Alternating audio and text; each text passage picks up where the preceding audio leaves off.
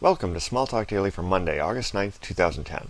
This morning I wanted to go through a very simple database-driven demonstration with WebVelocity. What we're going to do is create a small application for a set of tables that already exist. I built a demonstration notes application last year with WebVelocity. We're going to use the same tables and even leave the data in those tables. The next demonstration I do tomorrow will involve building something similar from scratch. So to get started, what we'll do is we're going to go up here and hit New Application. And we're going to leave the schema button checked. I'm going to call this application My Notes, and we'll say OK. Now once that comes up, we have to configure. Notice how configuration's in red, so we'll hit that. And we have to pick a database. So I'm going to say Postgres, because that's where my tables are. It's in localhost 5432, and then I just fill the rest of this out as appropriate for your setup. And again, if you want a zero configuration, you probably want to use SQLite, but this is what I've got set up. So I just type in all this information, and now I hit the test login, and if I typed everything correctly, it should be green, which is what it is. And now I'm going to go over here to my schema. That's all I really have at this point is a schema. And notice how it's empty. Well, I have a button up here called Mappings. I'm going to hit that, and what it's going to show me is all the tables in the database that it's mapped for me, which at this point is going to be none. So I'm going to go to Public, and I have a whole bunch of tables in this database, and the one I'm interested in is Notes.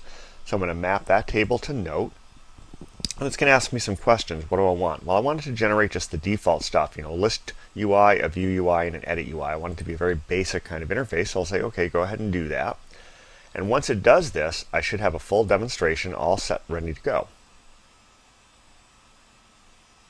So now I've done that, I can go back to Methods, and still nothing here in the schema because it doesn't need to generate any schema. It's going to make a bunch of assumptions based on active record kind of stuff. So I'm going to go to Classes.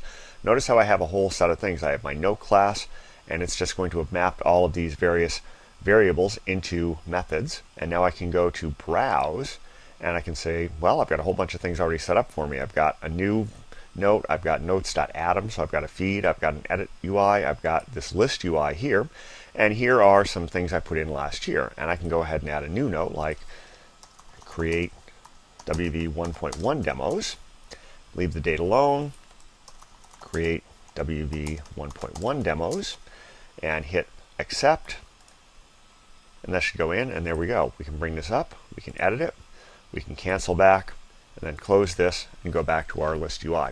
So we have the ability to do the simplest thing, which is to take an existing table from either a WebVelocity 1.0 app or some other thing that's lying in your database, as long as it's active record compatible, which means it has an ID field that you're going to use as primary key, you can create an app this fast.